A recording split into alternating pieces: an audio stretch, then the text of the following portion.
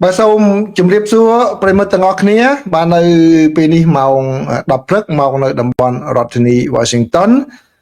Ngày chắn thì mà phây khai tổ lá cho năm Bị bọn mà phây pram Bà nơi kháng Rod California Cứ màu từ tại Prực tế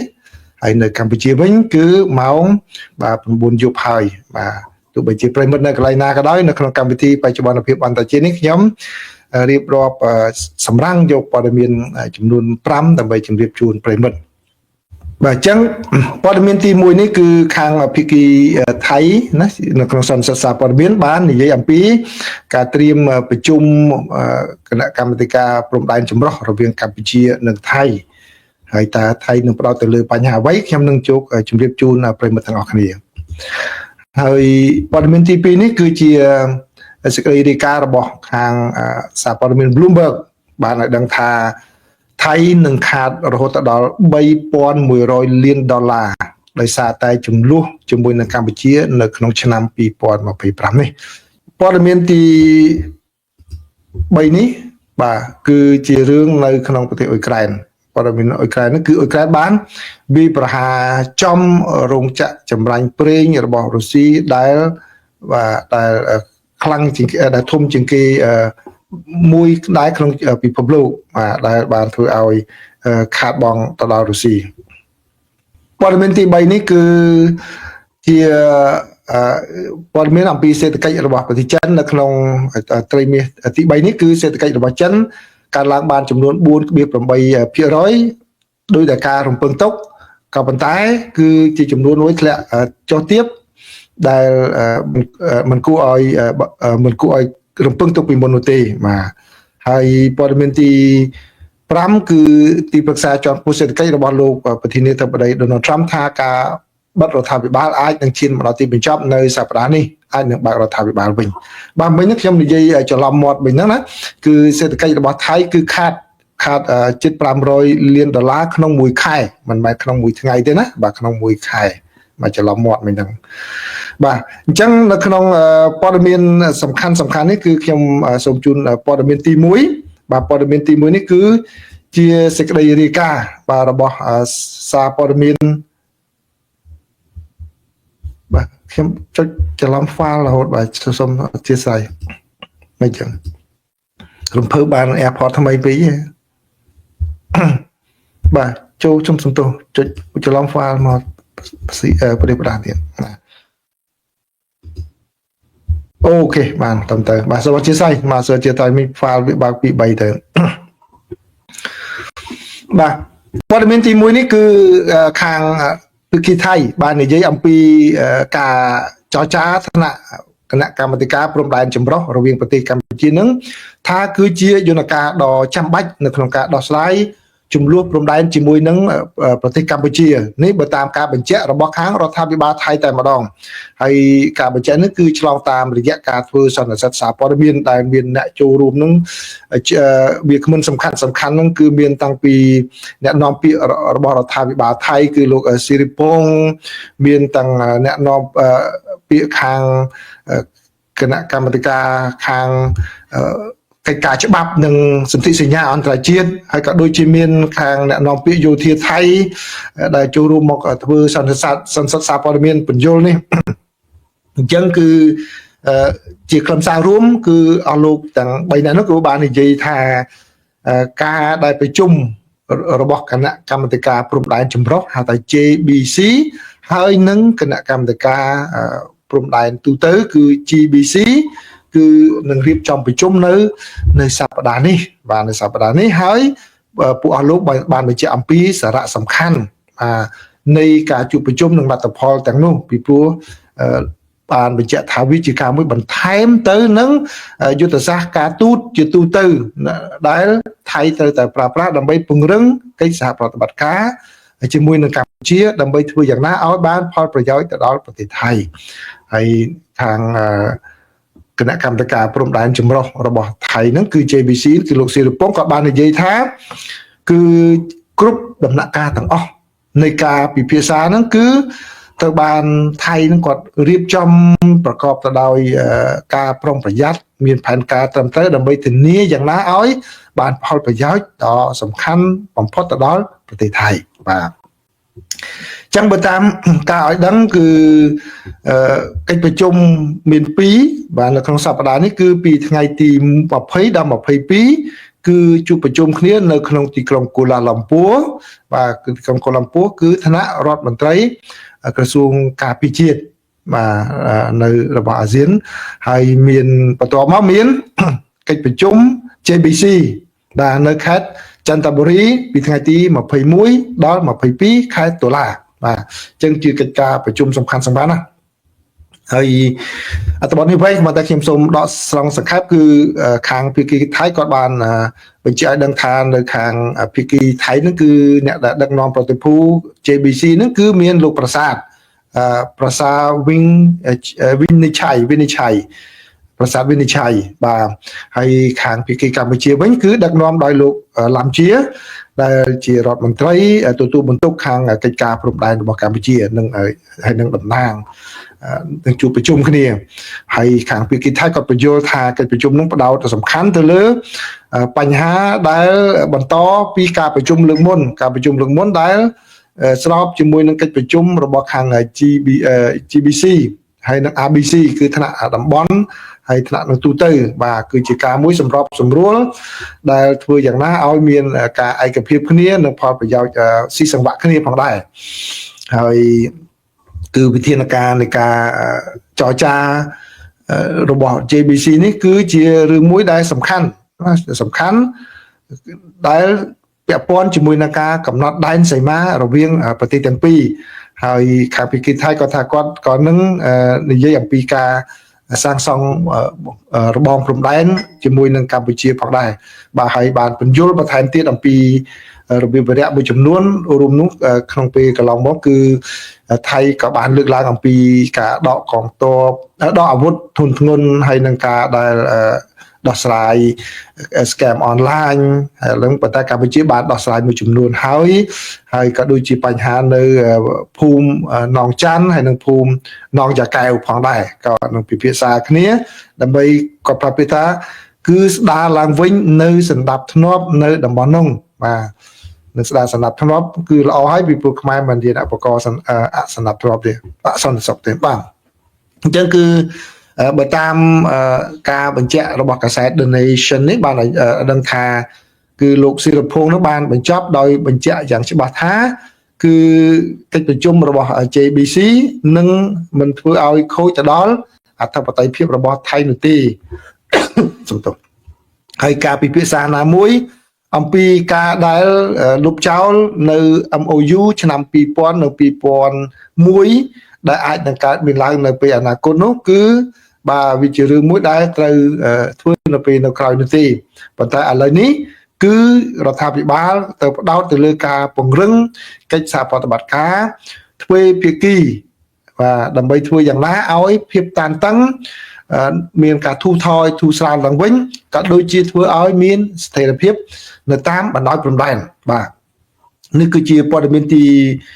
មួយដែលខាងភាគីថៃគាត់បាននិយាយអំពីការត្រៀមខ្លួនរបស់ខាងភាគីថៃនៅក្នុងការចូលរួមការចរចាពិភាក្សាគ្នានៅពេលខាងមុខទាំងឋានៈ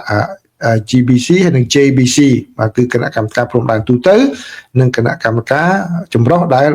ពាក់ព័ន្ធជាមួយនឹងការវាស់វែងខណ្ឌសីមារវាងប្រទេសទាំងពីរហើយគោលដៅសំខាន់គឺធ្វើឲ្យមានស្ថិរភាពណាឲ្យមានស្ថិរភាពនិងទំនាក់ទំនងរវាងប្រទេសទាំងពីរឡើងវិញហើយទន្ទឹមនឹងនោះដែរគឺសារព័ត៌មាននេះគឺជាអត្ថបទមួយ exclusive របស់ Bloomberg បាទ Bloomberg ហ្នឹងអ្នកនៅអាមេរិកនេះតើតែ subscribe អាចមើលបានណាអត្ថបទរបស់គាត់ហ្នឹងគឺចឹងខ្ញុំសូមដកស្រង់ពី Bloomberg បាទ Bloomberg គឺ exclusive របស់គាត់មានតែផ្សាយតែគាត់ទេគាត់ថានាយករដ្ឋមន្ត្រីថៃគឺលោកអនុทินច័ន្ទវីរគុលបាទគឺក្នុងរដ្ឋាភិបាលរបស់គាត់ឥឡូវនេះបានព្យាករណ៍ថានឹងខាតបង់រហូតដល់សរុបចំនួន100លានបាតបាទ100លានបាតគឺប្រមាណជា3100លានដុល្លារសហរដ្ឋអាមេរិកពីការរំខានពាក់ព័ន្ធនឹងការធ្វើពាណិជ្ជកម្មឆ្លងដែនជាមួយនឹងប្រទេសកម្ពុជា បាទគឺដោយសារតែចំនួនព្រំដែនដែលមានជាយូរមកហើយរវាងប្រទេសទាំងពីរនេះបានផ្ទុះឲ្យទៅជាចំនួនដ៏ធំនៅដើមឆ្នាំនេះបន្ទាប់ពីការបិទព្រំដែនរវាងប្រទេសទាំងពីរមកគឺក្រមពាណិជ្ជករថៃបានខាតបង់ទៅទឹកប្រាក់ប្រមាណជា15លានបាតដែលស្មើនឹង458លានដុល្លារក្នុងមួយខែណាក្នុងមួយខែនេះបើយោងតាម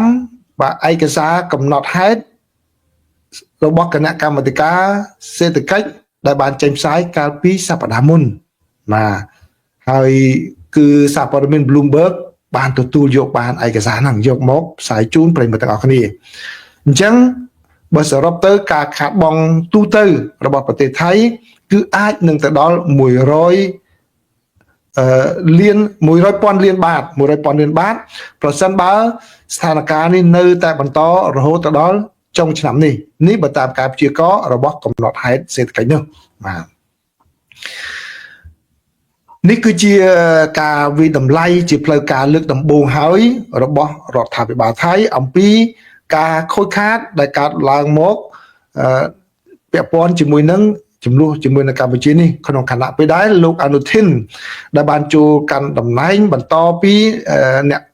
មេដឹកនាំមុនបាទដែលត្រូវបានបណ្ដេញចេញពីអំណាចដោយសារតែការដោះស្រាយបញ្ហាចំនួនព្រំដែនជាមួយនឹងកម្ពុជានឹងដែរហើយលោកអនុทินឥឡូវនេះកំពុងតែសម្លឹងរកមើលវិធីដើម្បីស្ដារសេដ្ឋកិច្ចរបស់ខ្លួនឡើងវិញនៅមុនការបោះឆ្នោតជាតិនៅដើមឆ្នាំក្រោយក្រុមអ្នកជាតិនិយមរបស់ថៃមានអារម្មណ៍ថាតំបន់ដែលមានការប៉ះពាល់នឹងចំនួននោះគឺមានលក្ខណៈខ្ពង់ខ្ពស់នៅក្នុងអារម្មណ៍របស់ពួកគេដែលជាអ្នកជាតិនិយមហើយលោកប្រធានាធិបតី Donald Trump ក៏បានប្រមានប្រធានាធិបតី Donald Trump របស់សហរដ្ឋអាមេរិកក៏បានប្រមានថានឹងមិនចុះហត្ថលេខាលើកិច្ចព្រមព្រៀងសេដ្ឋកិច្ចទេប្រសិនបើមិនមានការចរចាគ្នាបញ្ចប់ចំនួននេះក្នុងអំឡុងពេលនៃកិច្ចប្រជុំកាលពីថ្ងៃទី15ខែតុលារបស់ក្រុមរដ្ឋមន្ត្រីសេដ្ឋកិច្ចនោះគឺលោកអនុทินបានអំពាវនាវឲ្យមានការចរចាជាមួយនឹងសហរដ្ឋអាមេរិកឲ្យបាទធ្វើឡើងដោយយកចិត្តទុកដាក់បន្ថែមនិងប្រុងប្រយ័ត្នផងដែរដោយលោកបានសង្កត់ធ្ងន់ថាបញ្ហាចំនួនជាមួយនឹងកម្ពុជាទៅលើបញ្ហាព្រំដែននេះអាចនឹងប៉ះពាល់ទៅដល់ការចរចាលើពន្ធគយនានារបស់ថៃជាមួយនឹងសហរដ្ឋអាមេរិករដ្ឋបាលលោកត្រាំបានដាក់ពន្ធគយចំនួន 19% ទៅលើការនាំចេញរបស់ផលិតផលថៃបើទោះបីជារដ្ឋាភិបាលថៃចង់ឲ្យការចរចានេះទទួលបានពន្ធទាបជាងនោះក៏ដោយក្រុមអ្នកសេដ្ឋកិច្ចបានប្រមានថាការនាំចេញយឺតយ៉ាវរបស់ប្រទេសថៃក៏ដូចជាការធ្លាក់ចុះនៃចំនួនទេសចរមកលេងប្រទេសថៃនោះអាចរាំងស្ទះដល់កំណើនសេដ្ឋកិច្ចរបស់ថៃនៅក្នុងឆមាសទី2នៃឆ្នាំនេះក្នុងខណៈពេលដែលទេសចររបស់ថៃនាពេលបច្ចុប្បន្ននោះមានលក្ខណៈធ្លាក់ចុះក៏ប៉ុន្តែក៏វាមិនមែនជាលទ្ធផលនៃការចំនួនរវាងប្រទេសទាំងពីរនោះដែរគឺបើតាមអ្នកនាំពាក្យក្រសួងទេសចររបស់ថៃបានឲ្យដឹងថាការធ្លាក់ចុះនេះគឺដោយសារតែលទ្ធផលផ្សេងនោះទេលោកបានទទូចថារដ្ឋាភិបាលថៃគួរតែ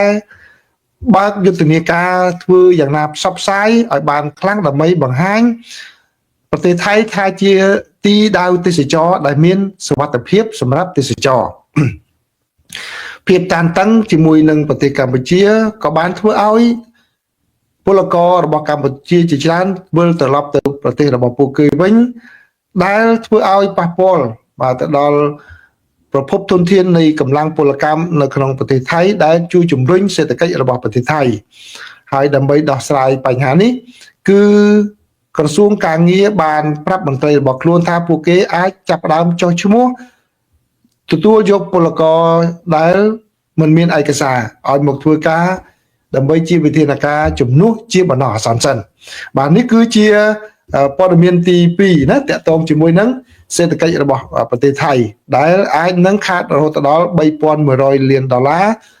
នៅដំណាច់ឆ្នាំនេះប្រសិនបើមិនមានដំណោះស្រាយជាមួយនឹងកម្ពុជានោះទេហើយនៅក្នុងរឿងថៃនឹងដែរសូមបញ្ចូលបន្តិចផងដែរគឺខ្ញុំមិនវែងទេគឺនេះគឺជាលោកអភិសិទ្ធវិជ្ជាជីវ៉ាដែលឥឡូវនេះមកដឹកនាំគណៈបកប្រជាធិបតេយ្យឡើងវិញមកទទួលឡើងវិញហើយលោកបានបញ្ចេញទស្សនៈមួយចំនួនដែរពាក់ព័ន្ធជាមួយនឹងទំនាក់ទំនងហើយនឹងទំនាស់ជាមួយនឹងប្រទេសកម្ពុជាបាទគាត់បានទទូចរដ្ឋាភិបាលថៃនឹងឲ្យចាត់សកម្មភាពបន្ថែមទៀតគាត់ថាធ្វើអ្វីដែលថៃធ្វើរាល់ថ្ងៃនេះគឺមិនទាន់គ្រប់គ្រាន់ទេនៅក្នុងការដែលទៅដោះស្រាយបញ្ហាចំនួនជាមួយនឹងប្រទេសកម្ពុជានេះខ្ញុំសូមដកសំដីរបស់គាត់មួយដោយផ្ទាល់សូមបកប្រែគាត់និយាយថាអ្នកទាំងអស់គ្នាប្រហែលជាចង់ចាំបាននៅរូបថតដែលខ្ញុំទទួលទានអាហារល្ងាចជាមួយនឹងលោកនាយករដ្ឋមន្ត្រីអនុทิនច័ន្ទវីរគុលបាទគឺនៅថ្ងៃនោះខ្ញុំបានព្រមានលោកថាត្រូវតែប្រយ័ត្នប្រយែងថែមទៀតណាដោយសារតែប្រទេសកម្ពុជាបានប្រើប្រាស់វេទិកាអន្តរជាតិគ្រប់ទាំងអស់ដើម្បីផ្សព្វផ្សាយអំពីប្រទេសកម្ពុជាហើយគឺប្រទេសថៃមិនគួរណាប្រកាន់វិធានការការពារនោះទេគឺត្រូវប្រកាន់វិធានការមានលក្ខណៈសកម្មជាងមុនបាទដោយលោកបានបន្ថែមថាគឺរដ្ឋមន្ត្រីក្រសួងការបរទេសថៃបានធ្វើការងារបានល្អហើយនៅក្នុងការលើកឡើងអំពីបញ្ហានេះនៅឯសម័យប្រជុំមហាសន្និបាតរបស់អង្គការសហប្រជាជាតិក៏ប៉ុន្តែប្រទេសថៃត្រូវតែធ្វើការបន្ថែមទៀតដើម្បីពង្រឹងកិច្ចខិតខំប្រឹងប្រែងការទូតរបស់ខ្លួនជំហរដែលសកម្មជាងមុនគឺបានន័យថាអាចនឹងធ្វើឲ្យការងាររបស់ខាងយោធាមានភាពងាយស្រួលជាងមុនប្រសិនបើយើងនៅតែប្រកាន់តាក់ទិចនៅតែការពារខ្លួនគឺទាហានអាចនឹងទទួលរងសម្ពាធបន្ថែមទៀតទៅលើយុទ្ធសាស្ត្រការទូតរបស់ក្រសួងការបរទេសដែលលោកបានបន្ថែមថាគឺនេះគឺជាអ្វីដែលជាការព្រួយបារម្ភដែលលោកបានបង្ហាញទៅនាយករដ្ឋមន្ត្រីនៅពេលនោះហើយលោកអនុทินក៏បានសំទោសឲ្យលោកអភិសិទ្ធក៏បាននិយាយផងដែរពីរឿងតាក់ទងជាមួយនឹងការលុបចោល MOU ទាំងពីរជាមួយនឹងកម្ពុជាក៏ថាមុននឹងលុបចោលត្រូវពិចារណាថាតើមានយន្តការអ្វីផ្សេងដែលអាចនឹងយកមកជំនួសMOU ទាំងពីរនេះបានបាទពីព្រោះបើតាមប្រសាសន៍ផ្ទាល់របស់គាត់និយាយថាកិច្ចព្រមព្រៀងប្រភេទនេះបាទគឺពលរដ្ឋគាត់ពិបាកយល់ណាស់មិនងាយយល់បានទេហើយយើងចង់ឲ្យប្រជាពលរដ្ឋហ្នឹងគឺទទួលបានព័ត៌មានគ្រប់គ្រាន់មុននឹងការសម្រេចចិត្តរបស់គាត់បាទកម្ពុជាក៏មានព័ត៌មានដូចគ្នានោះដែរបាទដែលជាការមួយដែលអាចប្រឈមជាបញ្ហាប្រឈមសម្រាប់រដ្ឋាភិបាលថៃអញ្ចឹងគាត់បាននិយាយថាដើម្បីជាការមួយយុត្តិធម៌ចំពោះសាធារណជនគឺបាទមិនមែនគ្រាន់តែលុបចោល MOU ហ្នឹងថាគ្រប់គ្រាន់នោះទេគឺពួកគេទៅដឹងឲ្យច្បាស់ថាតើអ្វីទៅដែលត្រូវមានសម្រាប់ការដោះស្រាយដើម្បីជាជំហានបន្ទាប់ផងដែរបាទអញ្ចឹងនេះលោកអភិសិទ្ធក៏បានចេញមកប្រាប់ទៅដល់នាយករដ្ឋមន្ត្រីរបស់ថៃតាក់ទងជាមួយនឹងបញ្ហាជាមួយកម្ពុជាអញ្ចឹងខ្ញុំសង្ខេបមកវិញគឺលោកអភិសិទ្ធគាត់និយាយថាថៃត្រូវតែបង្កើនសកម្មភាពការទូតបន្ថែមទៀតណាបាទនឹងទី1ហើយទី2គាត់ឲ្យប្រយ័ត្នប្រយែងពីរឿងធ្វើយ៉ាងណាលុបចោល MOU ទាំងពីរតាមលោកអនុทินបាននិយាយហ្នឹងបាទនេះឆ្លងតាមអ្វីដែលគាត់ពិភាក្សាជាមួយនឹងលោកអនុทินបាទហើយគាត់បានផ្ដល់តម្លៃទៅលើរដ្ឋមន្ត្រីក្រសួងការបរទេសរបស់ថៃបាទក្រសួងការបរទេសរបស់ថៃដែលធ្វើការងារការទូតបានល្អប៉ុន្តែខ្ញុំសូមដកស្រង់បាទសំទោសអ្វីដែលជាជំហររបស់រដ្ឋមន្ត្រីបាទថ្ងៃនេះយ៉ាងម៉េចទេរដ្ឋមន្ត្រីក្រសួងការបរទេសរបស់ថៃគឺលោកសៀស័កភុងកិតកែវបាទគាត់នៅក្នុងអត្ថបទរបស់ខាង PBS បាទគឺគាត់និយាយដូចជាអស់ខាងអត្ថមុតមិនហ្នឹងគាត់និយាយគាត់ថាការចរចាជាមួយនឹងកម្ពុជាមិនមែនជារឿងមួយដែលសហរដ្ឋអាមេរិកទៅយកទៅផ្សព្វផ្សាយយកមុខយកមាត់នោះទេបាទគាត់និយាយរបៀបដូចជាអស់ការអត្ថមុតដែលចង់ខឹងយ៉ាងម៉េចហ្នឹងណាបាទ រឿងនៅអ៊ុយក្រែនម្ដងបាទរឿងនៅអ៊ុយក្រែនម្ដងបាទគឺបើតាមសេចក្តីរាយការណ៍របស់ The Guardian បានឲ្យដឹងថាអ៊ុយក្រែនបានវាយប្រហារបាទចំរោងចក្រចម្រាញ់ប្រេងដ៏ធំមួយរបស់រុស្ស៊ីដែលនៅតំបន់ Orenburg បាទ Orenburg ដែលនៅភាគខាងត្បូងនៃប្រទេសរុស្ស៊ីហើយបានបង្កឲ្យមានអគ្គិភ័យឆាបឆេះឡើងនិងបង្ខំឲ្យរោងចក្រនោះគឺផ្អាកសកម្មភាពរបស់ខ្លួនដែលយកប្រេងមកពីប្រទេសកាហ្សាក់ស្ថាននេះបើយោងតាមសេចក្តីរាយការណ៍របស់អាជ្ញាធររុស្ស៊ីនិងអាជ្ញាធរកាហ្សាក់បានឲ្យដឹងហើយរោងចក្រចម្រាញ់ប្រេងនេះគឺជារោងចក្រដែលដំណើរការដោយក្រុមហ៊ុន Gazprom របស់រុស្ស៊ីដែលមានទីតាំងនៅទីនោះហើយវាគឺជាផ្នែកមួយនៃរោងចក្រដែលចម្រាញ់ប្រេង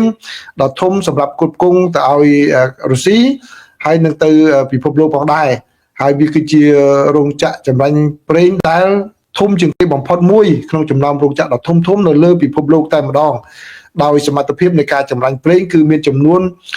45,000 លានម៉ែត្រគីបឯណោះក្នុងមួយឆ្នាំហើយនេះគឺជាការប៉ះពាល់មួយទៅដល់សង្វាក់ផលិតកម្មប្រេងរបស់ខាងរុស្ស៊ីហើយលោកអភិបាលតំបន់រុស្ស៊ីគឺលោក Yevgeny ក៏បាននិយាយថា drone នោះបានវាយប្រហារគឺអ៊ុយក្រែនប្រើ drone វាយប្រហារចំដែលរោងចក្រប្រេងរបស់រុស្ស៊ីនោះហើយបានធ្វើឲ្យខូចខាតផ្នែកមួយចំនួននេះបើតាមខាងក្រសួងធម្មពលរបស់កាហ្សាក់ក៏បាននិយាយឲ្យដឹងថាការវាយប្រហារនោះគឺកើតឡើងនៅថ្ងៃអាទិត្យហើយក៏បានធ្វើឲ្យអដំណើរការមួយរយៈខ្លីផងដែរប៉ុន្តែមកដល់ពេលនេះគឺមិនទាន់ដឹងថាតើអាចដំណើរការនៅឡើយបានវិញនៅឡើយទេដោយឡែកខាងយោធារបស់អ៊ុយក្រែននេះបាននិយាយឲ្យដឹងថាការវាយប្រហារនោះបានបណ្ដាលឲ្យមានសម្លេងផ្ទុះនៅក្នុងរោងចក្រនោះហើយបណ្ដាលឲ្យមានអគ្គិភ័យយ៉ាងធំហើយធ្វើឲ្យខូចខាតទៅដល់កន្លែងសម្រាប់ចម្រាញ់ប្រេងនឹងតែម្ដងបាទសង្វាក់កន្លែងម៉ាស៊ីនចម្រាញ់ប្រេងតែម្ដងដោយឡែកនៅក្នុងការវាយប្រហារមួយទៀតរបស់អ៊ុយក្រែនគឺក៏បានចំរោងចក្រចម្រាញ់ប្រេងមួយទៀតនៅតំបន់ Novo Biskeu បាទដែលជារោងចក្រមួយនៅក្នុងតំបន់ Samara ដែលនៅជិតរោងចក្រមុននឹងដែរគឺខាងអ៊ុយក្រែនក៏វាចំរោងចក្រនោះដែរប៉ុន្តែរោងចក្រនេះសមត្ថភាពតូចជាងមុនគឺមានសមត្ថភាពក្នុងការចម្រាញ់ប្រេង4ថា5លានបាទ5លានតោនក្នុងមួយឆ្នាំបាទគឺជារោងចក្រដែលផលិតប្រេងដ៏ធំមួយផងដែរនៅក្នុងតំបន់របស់រុស្ស៊ីបាទនេះគឺជាការវាយប្រហាររបស់អ៊ុយក្រែនចំរោងចក្រចម្រាញ់ប្រេងដើម្បីផ្ដាច់សង្វាក់ផ្គត់ផ្គង់ដែលជាប្រភពចំណូលរបស់រុស្ស៊ីសម្រាប់ផ្គត់ផ្គង់ទៅដល់សង្គ្រាមដោយឡែកខាងកងកម្លាំងរបស់រុស្ស៊ីវិញក៏បានវាយប្រហារចំអណ្ដូងរ៉ែរបស់អ៊ុយក្រែននៅក្នុងតំបន់ Dnipro Petro ផងដែរហើយបានធ្វើឲ្យអដំណើរការធម្មពលនៅទីនោះហើយក៏បានវាចំរោងចក្រធម្មពលនៅក្នុងតំបន់ Chernihiv របស់អ៊ុយក្រែនផងដែរបាទដែលធ្វើឲ្យកាត់ផ្តាច់អគ្គិសនីទៅដល់គ្រួសារអ្នកប្រើប្រាស់ចំនួន 55,000 នាក់បាទនេះគឺជាការវិវត្តនៅក្នុងចំនួនរវាងរុស្ស៊ីហើយនិងអ៊ុយក្រែនបាទគឺម្នាក់សម្ដៅទៅលើប្រភពធម្មពលដោយសារនៅរដូវនេះនៅអ៊ុយក្រែននិងរុស្ស៊ីចាប់ផ្ដើមធ្លាក់រដូវរងាបាទរដូវត្រជាក់នៅអ៊ុយក្រែននោះគឺត្រជាក់ខ្លាំងណាស់បាទអញ្ចឹងហើយគឺម្នាក់សម្ដៅទៅលើប្រភពធម្មពលនោះហើយព័ត៌មានទី4វិញគឺតកតងជាមួយនឹងសេដ្ឋកិច្ចរបស់ប្រទេសចិនបាទលទ្ធផលជាផ្លូវការគឺឲ្យដឹងថាសេដ្ឋកិច្ចរបស់ប្រទេសចិននៅត្រីមាសទី3នេះបាទបានកើនឡើងចំនួន4កណ្ដកសញ្ញា 8% បាទដែលជាចំនួនមួយគេរំពឹងថាអាចនឹងរីកចម្រើនបានប៉ុណ្ណឹងក៏ប៉ុន្តែគឺជាការមួយធ្លាក់ចុះដ៏ខ្លាំងខាងផ្នែកវិនិយោគទុនដែលជាការមួយគួរឲ្យភ្ញាក់ផ្អើលផងដែរបាទនេះបើតាមការបញ្ជាក់ឲ្យដឹងពីតួលេខផ្លូវការរបស់ខាងរដ្ឋាភិបាលចិនហើយគឺការវិនិយោគទៅលើអចលនទ្រព្យនៅប្រទេសចិនក៏នៅតែបន្តធ្លាក់ចុះផងដែរគឺធ្លាក់ចុះចំនួន 13.9% នៅក្នុងឆ្នាំនេះបាទរហូតតាំងពីដើមឆ្នាំមករហូតដល់ខែកញ្ញាឆ្នាំមុននេះហើយបើប្រៀបធៀបជាមួយនឹងរយៈពេលដូចគ្នានេះគឺកាលពីឆ្នាំមុននោះគឺធ្លាក់ចំនួន 12.9% បាទអញ្ចឹងគឺបានន័យថាឆ្នាំនេះចំនួនអចលនទ្រព្យរបស់ចិនគឺធ្លាក់ចុះ ជាងឆ្នាំមុនបន្តិចណាលើ1%ទៀតឯណោះហើយកាលពីលើកមុនបាទកាលពីលើកមុននោះគឺប្រទេសចិនបានបង្ហាញថាខ្លួនធ្លាប់ធ្លាក់ចុះសេដ្ឋកិច្ចរបស់ខ្លួនជាពិសេសទៅលើការវិនិយោគហ្នឹងគឺច្រើនផងដែរជាពិសេសនៅពេលដែលមានជំងឺ Covid-19 នៅឆ្នាំ2020បាទហើយនេះគឺជាព័ត៌មានមួយដែលមិនសូវល្អទេសម្រាប់ប្រទេសចិនដែលប្រទេសដែលមានសេដ្ឋកិច្ចធំប៉ុន្តែឥឡូវនេះបែរជាបាទរីកចម្រើនមិនសូវបានច្រើនដោយការរំពឹងទុកបាទហើយព័ត៌មានទី5នេះតាក់ទងជាមួយនឹងសហរដ្ឋអាមេរិកគឺបើយោងតាមទីប្រឹក្សាសេដ្ឋកិច្ចជាន់ខ្ពស់របស់សេតាវិមានបានគឺលោក Hassett បានឲ្យដឹងថារដ្ឋាភិបាលសហរដ្ឋអាមេរិកអាចនឹងបើកដំណើរការវិញនៅសប្តាហ៍នេះបាទចាំបានថាមានការចរចាយ៉ាងម៉េចក៏ប៉ុន្តែលោកក៏បានព្រមានផងដែរថាប្រសិនបើខាងគណៈបកប្រជាធិបតេយ្យមិនយល់ព្រមដើម្បីបើករដ្ឋាភិបាលទេគឺរដ្ឋបាលលោកត្រាំនឹងចាត់វិធានការតឹងរឹងបន្ថែមទៀតដើម្បីធ្វើយ៉ាងណាឲ្យខាងគណៈបកប្រជាធិបតេយ្យបើករដ្ឋាភិបាលវិញឲ្យបានឆាប់បាទនេះគឺជាព័ត៌មានសំខាន់ដែលបាទខ្ញុំរៀបចំជូនប្រិយមិត្តទាំងអស់គ្នាបាទសង្ឃឹមថាជួបគ្នានៅល្ងាចនេះទៀតប៉ុន្តែដោយសារតែម្សិលមិញមិនបានឆ្លើយសំណួរបានវែងឥឡូវសូមទទួលសំណួរ2ចុះបាទទទួលសំណួរ2តើមានយោបល់យ៉ាងម៉េចលោកពន្លកសោមពន្លកសោមពន្លកមកគាត់សួរថាជំរាបសួរបងតើបងយល់យ៉ាងណាដែរនៅពេលដែលរដ្ឋាភិបាលកូរ៉េប្រាប់ប្រជាជនរបស់ខ្លួនឲ្យប្រុងប្រយ័ត្នសម្រាប់ប្រទេសកម្ពុជាបែរជាប្រទេសចិនប្រាប់ប្រជាជនរបស់ខ្លួនឲ្យប្រុងប្រយ័ត្នទៅប្រទេសថៃទៅវិញបងបាទអានោះតាក់ទងជាមួយនឹងរឿង scam online scam អីហ្នឹងហ្នឹងបាទខ្ញុំថាវាជាការទទួលខុសត្រូវរបស់រដ្ឋាភិបាលប្រទេសមួយទេនៅក្នុងការដែលប្រាប់ប្រជាពលរដ្ឋរបស់ខ្លួនឲ្យប្រុងប្រយ័ត្ននៅអាមេរិកនេះក៏ចឹងដែរជាពិសេសទូតអាមេរិកហ្នឹងគឺលះជាងគេសូម្បីតែមានផ្ទុះអីមួយនៅណាអញ្ចឹងគឺទូតគាត់ចេញ alert ភ្លាមតែម្ដងឲ្យប្រជាពលរដ្ឋគាត់មានការប្រុងប្រយ័ត្នបាទអញ្ចឹងបើតាមអ្វីដែលលោកពន្លកសួរហ្នឹងហើយខ្ញុំអានព័ត៌មានមួយចំនួនប៉ុន្តែខ្ញុំមិនได้យកមកចែករំលែកហ្នឹងគឺគាត់ឲ្យមានការប្រុងប្រយ័ត្នដែល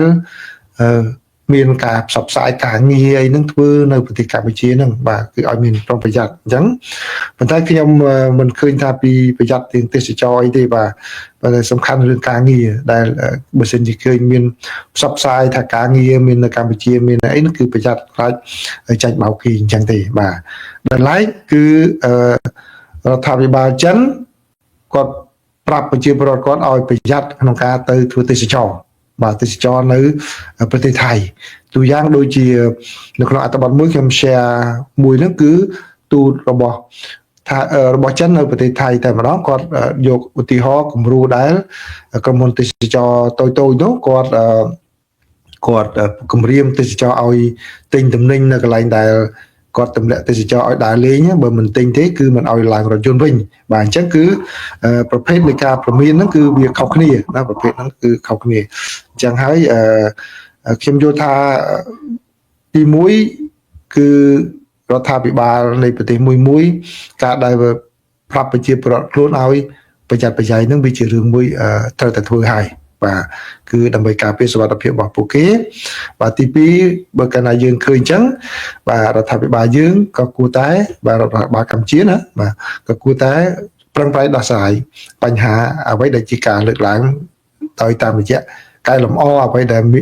ខ្វះខាតក៏ដូចជាការទៅពន្យល់ទៅដល់ខាងភាគីដែលព្រួយបារម្ភហ្នឹងឬក៏ធានាដល់គាត់ឲ្យគាត់បានដឹងទៅវិញផងដែរបាទពីព្រោះអីការដែលនិយាយដោយសំដៅទៅលើករណីមួយបាទករណីមួយគឺវាចង់មិនចង់សារព័ត៌មានគាត់ផ្សាយទៅក្រៅបាទនៅក្នុងភាសាអង់គ្លេសគេប្រើពាក្យថា when the damage is done it's done បាទនៅពេលដែលការខូចខាតវាខូចខាតហើយគឺវាខូចខាតហើយអញ្ចឹងចាំបាននេះនៅពេលដែលនរណាម្នាក់ថាអីឲ្យគេធ្វើអីមួយរឿងនោះចេញប៊ុំខ្លាំង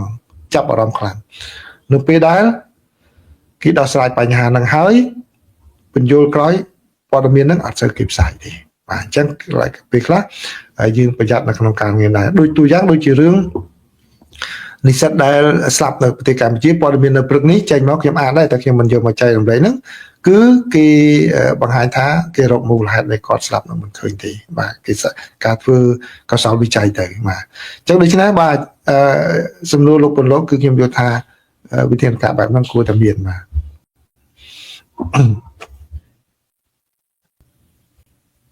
សាភួនសានអូនេះគាត់ថាតើការចរចាបញ្ចប់សង្គ្រាមនៅថ្ងៃទី28ខែ10 2028មាននិយាយពីការដកបន្លាលួចដែរឬទេហើយយុទ្ធជនកម្ពុជា18នាក់ការសៀតថៃនិយាយច្បាស់ថាមិនតោះលែងទាហានរបស់ខ្លួនរបស់ខ្មែរនោះទេលោកសុភួនបាទគឺខ្ញុំបានពេលភ្លាមពេលលោករដ្ឋមន្ត្រីក្រសួងការបរទេសកម្ពុជាលោកប្រាក់សុខុនគាត់បានផ្ដល់បទសម្ភាសន៍ដល់តតកនោះឃើញខាងក្រសួងព័ត៌មានបានសង្ខេបហើយតើបាទសង្ខេបចំណុចហ្នឹងខ្ញុំបានយកមកអានជូនហើយខ្ញុំបានស្ដាប់គាត់មានប្រសាសន៍ទៅគឺហ្នឹងហើយអញ្ចឹងគឺដូចខ្ញុំបានឲ្យក្រោយមកខ្ញុំក៏បានបញ្យល់បន្ថែមទៀតដែរតើបាទកន្លែងហ្នឹងគឺចំណុចនៃការចរចាគ្នាហ្នឹងគឺគេមានចំណុចដែលត្រូវធ្វើសហប្រតិបត្តិការនោះទុកការងារនឹងឲ្យក្រុមការងារ JBC ហើយនឹង JBC នឹងដដែលនឹងបាទកិច្ចការអស់ហ្នឹងបាទប៉ុន្តែនៅក្នុងហ្នឹងអត់មាននិយាយដល់រឿងលូបាឡាលូអីទេណាបាទប៉ុន្តែដោយសារតែគេទុកកិច្ចការហ្នឹងឲ្យក្រុមការងារនឹងនិយាយឲ្យដោយក្នុងព័ត៌មានដែលខ្ញុំបាននិយាយជម្រាបពីខាងភាគីថៃមិញហើយសូម្បីតែភាគីថៃហ្នឹងក៏គាត់ទុកឲ្យខាង JBC នឹងជាអ្នកកំណត់ដែរវាអញ្ចឹងណាបាទហើយក៏ដូចជាអ្វីដែលខ្ញុំធ្លាប់បានចែករំលែកក្នុងពេលកន្លងមកដែរក្នុងពេលកន្លងមកដែរគឺបាទកិច្ចការអស់ហ្នឹងគឺដូចខ្ញុំបាននិយាយអញ្ចឹងមិនមែនមានន័យថាយើងអូសលូបាឡាទៅដល់ណាយើងថាព្រមតែហ្នឹងដូចថៃនិយាយក៏ថាទាហានថៃជាប់ដីណានឹងដីរបស់ថៃទេមិនមែនទេបើអញ្ចឹងមែនគេមិនឲ្យអញ្ចឹងទេបើសិនជាយន្តការច្បាប់វាអត់មានយកមកអនុវត្តទៅហើយនោះបាទគេប្រើវិធានការផ្សេងដោយសារតែកម្ពុជាឈរលើយន្តការច្បាប់ជាតិនិងអន្តរជាតិដែលមានព្រមព្រៀងរវាងប្រទេសទាំងពីរហ្នឹងហើយបានជាកម្ពុជានៅស្ងៀមសុខចិត្តប្រើនយោបាយការទូតនោះបាទខ្ញុំថាបញ្ហាហ្នឹងគឺមានបាននិយាយច្បាស់ហើយបាទហើយតកតង18នាក់ហ្នឹងឃើញចឹងមែនបាទឃើញថៃនិយាយទាហាននិយាយផ្សេងចឹងទៅរដ្ឋមន្ត្រីការបរទេសនិយាយផ្សេងចឹងទៅបាទនិយាយខុសគ្នាដែរហើយប៉ុន្តែចំចឹងបើតាមភាគីថៃដែលនិយាយហើយកម្ពុជានិយាយកន្លងមកយើងឃើញថាគឺនីតិវិធីហ្នឹងគឺខ្ញុំគិតថាប្រហែលជានីតិវិធីទៅលើខាងកាកបាទក្រហមគណៈកម្មការកាកបាទក្រហមដែលទៅទទួលបន្ទុកកិច្ចការដោះស្រាយកិច្ចការអស់ហ្នឹងបាទអញ្ចឹងណាបាទអញ្ចឹងប៉ុណ្ណឹងទេបាទហើយលោកសុផាន់គាត់ក៏បាននិយាយថាពលរដ្ឋកម្ពុជាភាគច្រើនមិនព្រមចរចាកាត់ដីឲ្យជាថ្នូរនឹងសន្តិភាពនោះទេបាទអរគុណបាទលោកសុផាន់បានខ្ញុំរកចំណុចមួយនឹងអត់ឃើញទៀតបើតែឃើញតែចំណុចមួយបាទជាការពិតអូនេះអត់ឃើញហើយបាទលឿនពេកបាទលោកសុផាន់ក៏គាត់បាននិយាយថាប្រជាពលរដ្ឋកម្ពុជាភាគច្រើនមិនព្រមចរចាកាត់ដីឲ្យថ្លៃឲ្យថៃថ្នូរនឹងសន្តិភាពនោះទេបាទជាការពិតលោកសុផាន់មានប្រសាសន៍ហ្នឹងគឺស្របគ្នាជាមួយនឹងចំហរបស់ថ្នាក់ដឹកនាំកម្ពុជាខ្ញុំឃើញលោកហ៊ុនម៉ាណែតលោកមានប្រសាសន៍របៀបហ្នឹងដែរណាឃើញកាសែតភ្នំពេញប៉ុស្តិ៍យកមកផ្សាយខ្ញុំបានចែករំលែកកាលពីម្សិលមិញដែរបាទជាការពិតយ៉ាងម៉េចបាទគ្មាននរណាម្នាក់ចង់ឲ្យបាត់ទេដូចខ្ញុំបានធ្លាប់បញ្យល់អញ្ចឹងថាបើសិនជា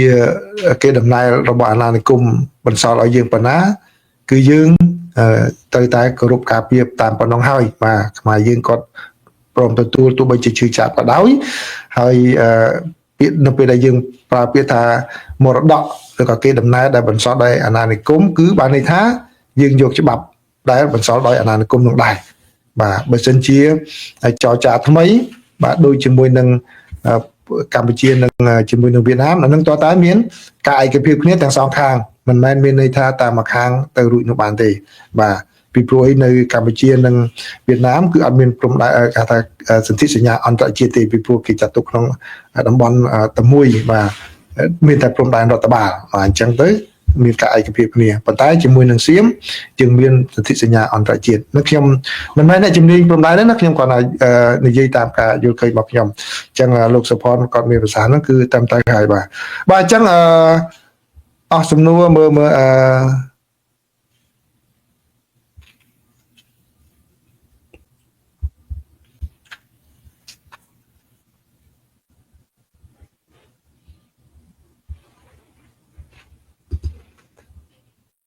លោករតនៈក៏ថាអាចទេបងថ្ងៃទី21បន្ទាប់ពីលោកតាមក្នុងម៉ាឡេស៊ីធ្វើសាកសីបើថៃនៅតែក្រឡិចក្រោយទេតែខ្មែរយើងអស់ការអត់ធ្មត់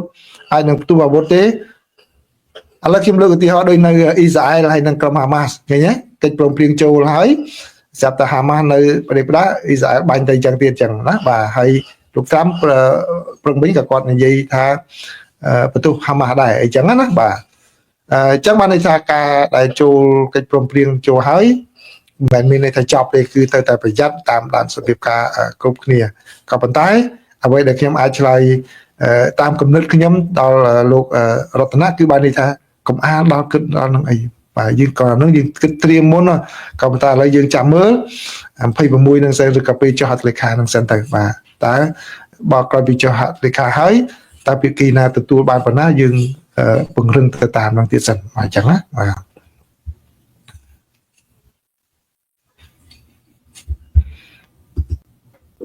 លោកសវងម៉ៅ US President Donald Trump គ្មានបទពិសោធន៍ផ្នែកនយោបាយទេបើសិនប្រៀបធៀបទៅនឹងអតីត US President Joe Biden ដែលជាអ្នកដឹកនាំមានអាជីពនយោបាយនិងមានបទពិសោធន៍បាទនៅអាមេរិកចេះនៅអាមេរិកបាទលោកសវាងនិយាយហ្នឹងគឺខ្ញុំឲ្យថាត្រូវបាន60%ចុះបាទ60%ឬ70%ចុះបាទជាការពិតលោកទីនីតបដីលោកមានបទពិសោធន៍ដែរតែបទពិសោធន៍តិចនៅក្នុងវិស័យការទូតដោយសារអីដោយសារបើយើងនិយាយអំពី philosophy ឬក៏ doctrine អីហ្នឹងគឺលោកមិនសូវមានច្រើនពីព្រោះលោកមិនជាអ្នកដែលសិក្សាស្រាវជ្រាវអីគេថា academy ណាបាទមិនមែនជាអ្នកដែលខាងសិក្សាស្រាវជ្រាវនឹងទេអញ្ចឹងការនិយាយរបស់លោកគឺរបៀបជាអ្នកពាណិជ្ជករអញ្ចឹងខ្ញុំយល់ស្របបានទៅលើចំណុចហ្នឹងក៏ប៉ុន្តែអ្វីដែលជាចំណុចខ្លាំងរបស់សហរដ្ឋអាមេរិកនោះគឺការដឹកនាំគេដឹកនាំជាក្រុមបាទដឹកនាំជាក្រុមអញ្ចឹងគេមានក្រុមការងារឲ្យយោបល់ហ្នឹងធ្វើយ៉ាងណាទោះបីជានៅចុងក្រោយប្រធានាធិបតីមានសិទ្ធិសម្រេចខ្លាំងជាងគេក៏ប៉ុន្តែក៏លោកត្រូវថ្លឹងថ្លែងដែរថ្លឹងថ្លែងអំពីតើផលប្រយោជន៍របស់ប្រទេសជាតិយ៉ាងម៉េចផលប្រយោជន៍របស់បករបស់គាត់នឹងយ៉ាងម៉េចខ្លះដែរអញ្ចឹងណាបាទអញ្ចឹងចំមិនចង់គឺมันអាចអត្តនោម័តទេអត្តនោម័តម្នាក់ឯងទៅទេគឺមានក្រុមការងារបាទអរគុណអញ្ចឹងសូមសំណួរចុងក្រោយមួយទៀតចុះបាទឥឡូវអ្នកណាសំណាងសុគន្ធធារីខៀងសុគន្ធធារីគាត់ថាតកតងរឿង scam online ជារឿងដែលរដ្ឋាភិបាលកម្ពុជាត្រូវតែចាត់វិធានការទោះបីជាខំផ្សព្វផ្សាយពីទេសចរយ៉ាងណាក៏ពិបាកដែរបើបញ្ហានេះនៅតែមិនអាចដោះស្រាយបានបាទនេះជាការចូលរួមមតិរបស់សុគន្ធធារីបាទអរគុណចំពោះសុគន្ធធារីដែលបានចូលរួមយោបល់បាទបងសេរីគាត់សួរមួយទំនួលមួយ JBC ព្រមព្រៀងគ្នាឲ្យទាហានព្រមខ្មែរយ៉ាងម៉េចរឿងព្រំដែនបើបងគាត់ថាមានប្រសាសន៍ថាម៉េចJBC ព្រមព្រៀងគ្នាហើយណាបើសិនជាJBC ព្រមព្រៀងគ្នាហើយទាហានព្រមខ្មែរយ៉ាងម៉េចរឿងព្រំដែនអត់យល់ទេបងមានបើជាសរសេរនៅលើទូរស័ព្ទលឿនពេកហ៎លឿនពេកមើលបងសូមសរសេរម្ដងទៀតមើលបើគាត់ថា JBC ព្រមព្រៀងគ្នាហើយបងចាំមានប្រសាសន៍ថាបើសិនជា JBC ព្រមព្រៀងគ្នាហើយទាហានចង់និយាយទាហានមិនព្រមហ៎ទាហានព្រមឬទាហានមិនព្រមទាហានថៃមិនព្រមតើខ្មែរត្រូវដោះស្រាយយ៉ាងម៉េចរឿងព្រំដែនបើចង់មានប្រសាសន៍អញ្ចឹងហ៎បើតើបើខ្ញុំតាមការយល់ណាបើសិនជាបងមានចង់សួរអញ្ចឹងបាទអានឹងបាទឥឡូវខ្ញុំកាត់ឆ្លើយអញ្ចឹងមកបាទខ្ញុំកាត់ឆ្លើយអញ្ចឹងចុះបាទកាត់ឆ្លើយអញ្ចឹងចុះថាបើសិនជា JBC ព្រមព្រៀងគ្នាហើយទាហានមិនព្រមតើខ្មែរគិតយ៉ាងម៉េចរឿងព្រំដែនខ្ញុំឆ្លើយរបៀបអញ្ចឹងចុះបាទហ្នឹងហើយតែខ្ញុំបាទខ្ញុំគិតថាបងសួរអញ្ចឹងមែនបាទនឹងជាសេណារីយ៉ូមួយដែលពិបាកក្នុងការដោះស្រាយបន្តិចក៏ប៉ុន្តែវាមិនមែនជារឿងឧបសគ្គយូរអង្វែងនោះទេបាទពីព្រោះអីដូចជាស្ថានភាពរងថ្ងៃហ្នឹងគឺវាក្នុងប្រភេទហ្នឹងហើយដូចប្រភេទដែលបងមានប្រសាសន៍ហ្នឹងហើយគឺ JBC រឿងឯកភាពគ្នាក្នុងពេលកន្លងមកហើយទាហានគាត់នៅអុកឡុកពីខាងក្រោមដែរអញ្ចឹងស្ថានភាពគឺនៅជួបបញ្ហាដែលយើងកំពុងរងថ្ងៃ ប៉ុន្តែសម្រាប់ខ្ញុំយល់ថាវាគ្រាន់តែជាឧបសគ្គអន្តរកាលតែប៉ុណ្ណោះបាទទីបំផុតកិច្ចការអស់នេះត្រូវតែត្រឡប់ទៅឯកសារផ្លូវច្បាប់យន្តការផ្លូវច្បាប់បាទមិនអាចជារួចទេមិនអាចទៅម្នាក់ឯងឲ្យថាខ្លួនឯងនៅទេបើថាគាត់នៅជំទាស់នៅរឿងហ្នឹងនៅចុះបាទមួយរយៈហ្នឹងបានមួយរយៈហ្នឹងក៏ប៉ុន្តែនៅទីបំផុតគាត់ក៏ត្រូវតែងាកមកយន្តការច្បាប់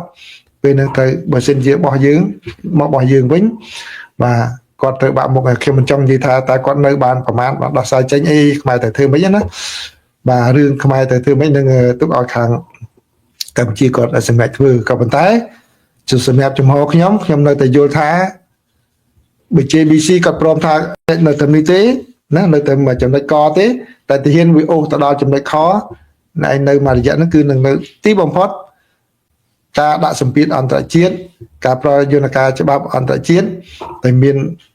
យន្តការច្រើនដែលមានក្នុងពេលកន្លងមកមានពេលបច្ចុប្បន្ននេះតែប្រើត្រូវតែតចេញវិញបាទខ្ញុំក៏ចាត់ទុកថានេះគឺជាការជាឧបសគ្គក្នុងរយៈពេលខ្លីទេมันអាចនឹងនៅជាអចិន្ត្រៃយ៍បានទេបាទអញ្ចឹងអរគុណបងច្រើនបានចូលរួមសួរសំណួរបាទអញ្ចឹងចាំងាយជួបគ្នាមួយសារទៀតណាបាទបើសិនជាការឆ្លើយរបស់ខ្ញុំមិនជាល្អប៉ះពាល់យ៉ាងណាមិនក្បោះក្បាយយ៉ាងណាក៏អធិស្ឋានណាគឺនេះវាគេថាភ្លាមនឹកឃើញភ្លាមឆ្លើយភ្លាមបាទទៅតាមចំណេះដឹងដែលខ្ញុំមានដែរណាបាទហើយដូចតែខ្ញុំបាននិយាយក្នុងពេលកន្លងមកអញ្ចឹងគឺខ្ញុំតែងតែមនុស្សប្រៀបគេថាប្រៀបសន្តិភាពខ្ញុំតែងតែមើលបញ្ហាអ្វីពីជ្រុងនៃអហិង្សាច្រើនជាងបាទខ្ញុំមិនចង់ឲ្យឈានទៅដល់ទំនាស់ប្រដាប់អាវុធអីហ្នឹងគឺជាជំរឿចុងក្រោយនៅក្នុងសេណារីយ៉ូណាក៏ដោយគេនេះជាជំរឿចុងក្រោយអស់កន្លាយើងអញ្ចឹងបានន័យថាកុំដើរទៅអស់កន្លាយើងនឹងមានកន្លាដៃច្រើនគឺទៅប្រើអស់យន្តការច្បាប់ជាតិអន្តរជាតិអីប្រើអីទាំងអស់ការទូតអីទាំងអស់សិនចាត់ទុកនោះរឿងជំរឿចុងក្រោយទៅចុះបាទព្រោះខ្ញុំឃើញអ្នកខ្លះគាត់ចង់ឲ្យជំរឿចុងក្រោយនឹងប្រើកម្លាំងផ្អែកកុំអីបាទវាមិនជារឿងមួយល្អទេបាត់បង់ជីវិតរបស់យុទ្ធជនយើងក៏ដោយយុទ្ធជនគេក៏ដោយវាជាសាច់ឈាមស្រស់របស់កូនចៅគេយើងមកឲ្យបាត់បង់នៅពេលដឹកចុងក្រោយដូចខ្ញុំលើកឧទាហរណ៍មួយនៅប្រទេសវៀតណាមសង្គ្រាមរបស់សហរដ្ឋអាមេរិកនៅប្រទេសវៀតណាមនឹងខ្ញុំសម្ភាសមេទាហានដែលប្រយុទ្ធនៅវៀតណាមនឹងតែម្ដងបាទគាត់ថាជួនកាលភ្នំមួយហ្នឹងប្រយុទ្ធគ្នា2 3ថ្ងៃដើម្បីទៅគ្រប់គ្រងភ្នំហ្នឹងទាហានអាមេរិកទៅគ្រប់គ្រងភ្នំហ្នឹងបានតែមួយថ្ងៃបញ្ជាពីលើមកឲ្យដកវិញទាហានស្លាប់នៅហ្នឹងអស់ប្រមាណរាប់សិបនាក់អត់ប្រយោជន៍បាទពេលខ្លះចំណុច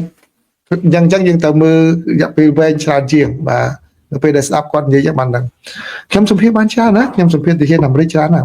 ខ្ញុំសម្ភាសរហូតដល់ខ្ញុំនិយាយមួយដោយមោទនៈមួយទៀតយ៉ាងខ្ញុំធ្លាប់សម្ភាសទៅដល់មេ CA របស់អាមេរិកអតីតណាអាមេរិកប្រចាំនៅប្រទេសកម្ពុជាប៉ុន្តែនៅតំបន់ខាងព្រះវិហារជំនាន់សង្គ្រាមសម័យលន់ណុលណាគាត់សម្ភាសជាមួយខ្ញុំបាទសម្ភាសជាមួយគាត់និយាយច្រើនពីស្ថានភាពអីច្រើនណាបាទហើយក្រុមការងារគាត់និយាយច្រើនពីព្រោះរឿងគេ declassify ឲ្យគាត់មិននិយាយដល់នេះណាខ្ញុំដឹងរឿងច្រើនណារឿងអតីតកាលកន្លងមកហ្នឹងបាទអញ្ចឹងបានខ្ញុំស្ដាប់ពួកអស់លោកហ្នឹងទៅបានពិចារណាមើលទៅថាមធ្យោបាយសន្តិភាពនឹងគឺជារឿងមួយការទូតដូចជារឿងមួយល្អណាស់ដែលយើងអាចចំណេញហើយដោយមិនខាតបង់ជីវិតមនុស្សបាទអត់ប្រយោជន៍ដូចទូយ៉ាងដូចរឿងនៅវៀតណាមដែលខ្ញុំនិយាយមិញអញ្ចឹងស្លាប់អស់ទាំងសងខាងអស់ច្រើន